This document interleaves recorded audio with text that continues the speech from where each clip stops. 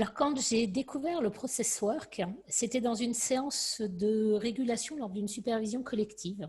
Et j'étais un des membres par rapport à quelle la régulation était demandée.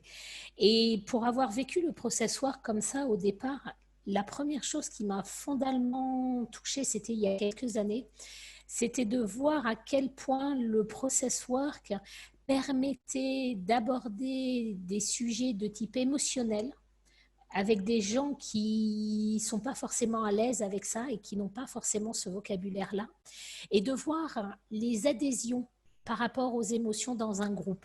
C'est-à-dire qu'avec ces déplacements de personnes en fonction des adhésions, ça permet vraiment de voir quand est-ce que la parole prononcée et l'émotion présente permet une adhésion du groupe ou au contraire ne la permet pas. Et ça, moi je sais que ça m'a permis de comprendre dans la situation que je vivais ce qui m'appartenait à moi et qui était juste de ce qui m'appartenait à moi et qui n'était pas, j'allais dire, audible par les autres, compréhensible par les autres, et donc acceptable et accepté par les autres, de ce qui pouvait l'être.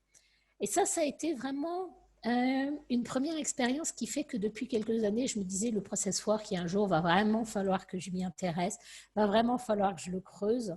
La rencontre avec Maurice a été aussi un élément déclencheur. Et depuis quelque temps, je suis donc en formation avec lui. Mais dans cette formation, l'appréhension des concepts du process work me permettent de mettre des mots et des concepts sur des choses qui, chez moi, jusqu'à maintenant, n'étaient que de l'ordre du ressenti. Et en pouvant mettre des concepts, cela me permet de mieux pouvoir, le comprendre et m'accepter moi dans qu'est-ce que je suis quand je suis dans un groupe et dans un groupe d'animation.